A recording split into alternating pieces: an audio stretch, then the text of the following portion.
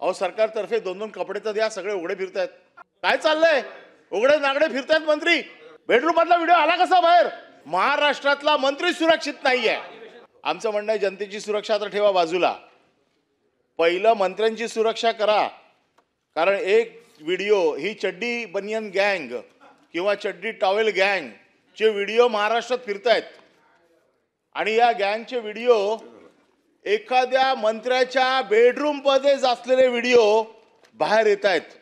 आपण विचार करा की महाराष्ट्राच्या या मंत्रिमंडळाचा किती नाचक्की होते की बेडरूम मधले व्हिडिओ बाहेर येत आहेत. मंत्री सुरक्षित नाहीयेत.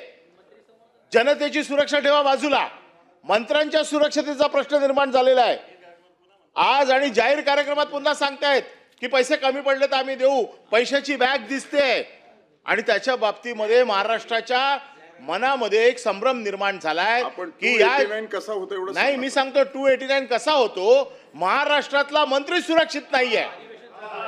अधिवेशन चालू आहे. जर महाराष्ट्रातला मंत्री सुरक्षा नाहीये आणि इथे जनसुरक्षा विधेयक आणलं जात आहे तर महाराष्ट्राच्या मंत्र्याच्या सुरक्षतेसाठी आणि त्याच्या बाबतीमध्ये पैशाची बॅग दिसते ज्याच्यावरती इन्कम टॅक्सची नोटीस आहे तरी देखील धीट मंत्री पैशाच्या बॅगा घरात ठेवत आहे. आणि अगदीच काय नाही तो अहो सरकारतर्फे दोन दोन कपडे तर द्या, सगळे उघडे फिरतायत.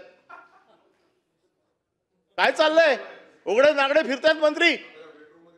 नाही नाही, पण बेडरूम मधला व्हिडिओ आला कसा बाहेर? बेडरूम मधला व्हिडिओ आला कसा बाहेर? आमचं म्हणणं तेच आहे की बेडरूम मधले व्हिडिओ बाहेर येत आहेत याचा अर्थ मंत्री सुरक्षित नाहीये.